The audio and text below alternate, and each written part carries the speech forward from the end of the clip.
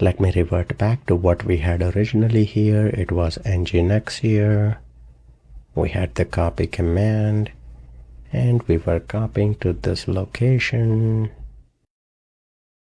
To double check, if I go to nginx overview, I have that here and perfect. That looks good. So this was the original Docker file that we had. Let me close that now and let me open the folder. Double click here and perfect. That looks good. Now let me explore the build command that we have already seen so far in the course. We have the Docker file here. Let me open a new PowerShell window here, and first we will have to redirect to this directory. I will use the command cd, redirect, and there if I want to build an image, well, let me show Docker images here. We do not have any with the sample web app here. I deleted all of them. Let me build an image using Docker build, and then we need to give it a repository name using -t here. Let me call that sample web app, and if I want to add a tag there, I can add it like a version, but if I do not add anything, by default it will create one with a latest tag like the other image. Finally, I need to give a path of the default directory, and that is the current directory that we are on. So right here, I will add a dot, and that looks good. Perfect. It creates that and it displays all the logs here. If you want to create a container here and not display any logs here, you can use -q. This time, let me add a version 1.0 for the tag. And perfect. Let me see Docker images here. We have 1.0 and we have the latest one. Both of them are the same image ID. The only difference is they have different tags here. Now with the Docker build, there is one more option. You can explicitly define where your Docker file is located if it is not in the current directory. Let me copy this route here. That is where we have the Docker file.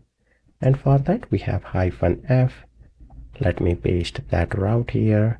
And it does not expect a folder. It expects the Docker file name, that is Docker file, inside the route that we are on right now. And where we have the dot here, we can also replace that with the root directory, that is the current one we are on. So if I paste that, it is exactly the same, and let me call that version 1.1. And if you want to add another tag here, we can do that as well. Let me call that sample web app 1.1.0. If I press enter, perfect, it creates that. Let's examine the Docker image here, and perfect. Now the reason image ID is the same is because in the sample web app here, the index file has not been modified. If I open that here and add an exclamation point, files are modified, and if I build an image here, that will be different now. But now because we are not using the absolute path here, let me do cd here, navigate to some different path, and let me execute the same command that we had. Let me remove this. We will update the latest one, and we will have a version 1.2. Let me zoom in a little bit, and perfect.